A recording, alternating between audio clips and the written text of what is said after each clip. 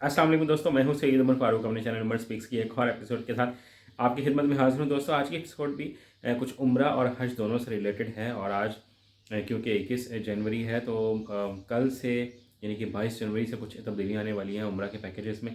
उसके बारे में थोड़ी डिटेल में बात करेंगे और हज से मुतालिक भी कुछ बात करेंगे। कुछ हमारे जो हमसाय ममालिक हैं वहाँ से कुछ न्यूज़ आ रही हैं और बड़ी अच्छी अच्छी न्यूज़ आ रही हैं, तो वो भी आपके साथ शेयर करूँगा ताकि पता लग सके कि इस वक्त चल क्या रहा है हज से रिलेटेड। बट वीडियो स्टार्ट करने से पहले आपसे सिर्फ इतनी सी रिक्वेस्ट है कि अगर आप हज और उम्रा से रिलेटेड लेटेस्ट इन्फॉर्मेशन से वाकिफ़ रहना चाहते हैं तो नीचे दिए गए सब्सक्राइब के बटन पे अभी क्लिक कर लें, क्योंकि इसके लिए आपको बिल्कुल कोई इंतजार नहीं करना पड़ेगा पैकेज लेने का। जी तो दोस्तों बात कर लेते हैं कि वीज़ा और जो उम्र का यानी कि वीज़ा और पैकेज जो है वो आजकल किस तरह चल रहा है। तो आजकल 21 जनवरी यानी कि कल इतवार तक भी जो वीज़े के और जो उम्रे के पैकेजेस हैं वो काफ़ी सस्ते रेट में निकल रहे हैं। तकरीबन 30-30 हज़ार रुपये का फ़र्क पड़ जाएगा 2 दिन के बाद। तो जो लोग चाहते हैं कि अगर वो उम्रे में इंटरेस्टेड हैं तो पूरे पाकिस्तान में आप कहीं से भी हों तो आप अभी कोशिश ये करें कि आज और कल तक कहाँ कहीं अगर कोई लोग अवेलेबल हैं कल ट्रैवल एजेंट, तो आप उनसे वीज़ा और पैकेज ले लें ताकि आपके कुछ ना कुछ पैसे बच सकें। जो आजकल वीज़े का रेट चल रहा है वो तकरीबन 650 रियाल का चल रहा है एल्डर्स का, और बच्चों का तकरीबन 550 रियाल का चल रहा है। इसमें ट्रैवल शामिल है सऊदी अरब का, और इसमें और कोई चीज़ शामिल नहीं होगी। बट अगर 2 दिन की बात करेंगे तो शायद ये प्राइसेस बढ़ने के पूरे पूरे चांसेस हैं, और फिर करेंसी की भी डिवैल्यूएशन हो जाएगी, तो हो सकता है कुछ और भी चेंजिंग आ जाए। तो ये मैंने थोड़ी सी वीज़े और उम्रे से रिलेटेड आपसे कुछ एक छोटी सी खबर शेयर करनी थी ताकि लोगों को आसानी हो जाए अगर कोई उम्रा में इंटरेस्टेड है तो।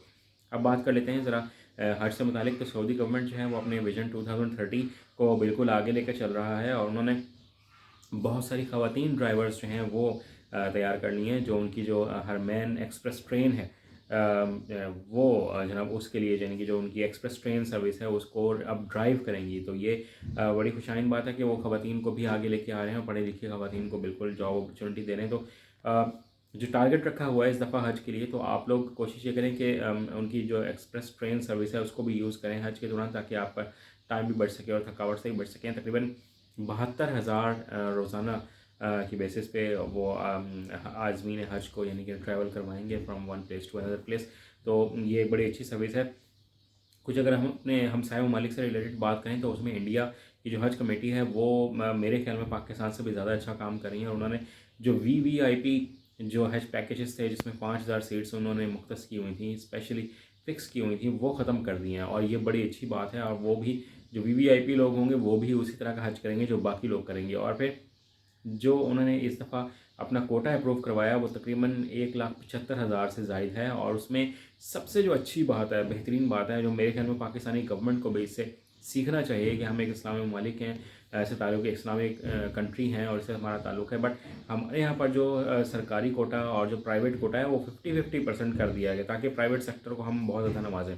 बट जो इंडिया है वहाँ पर जनाब जो सरकारी कोटा होगा वो 80% है, और जो प्राइवेट सेक्टर का जो कोटा है वो 20% है।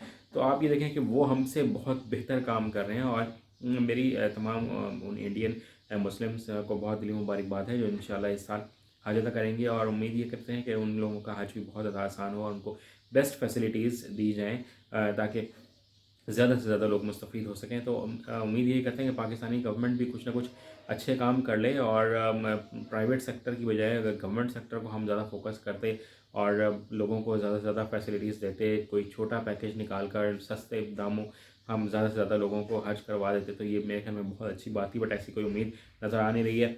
हज दरखास्तें भी इंशाल्लाह बहुत नियर फ्यूचर में सबमिट होना शुरू हो जाएंगी। जैसे कोई अपडेट आएगी मैं आप तक ज़रूर शेयर करता रहूँगा। आज की वीडियो में इतना ही कहना था। चैनल पर नए तो चैनल को सब्सक्राइब कर लीजिएगा। अपने घर वालों का बहुत ज़्यादा ख्याल रखिएगा। अल्लाह हाफ़िज़।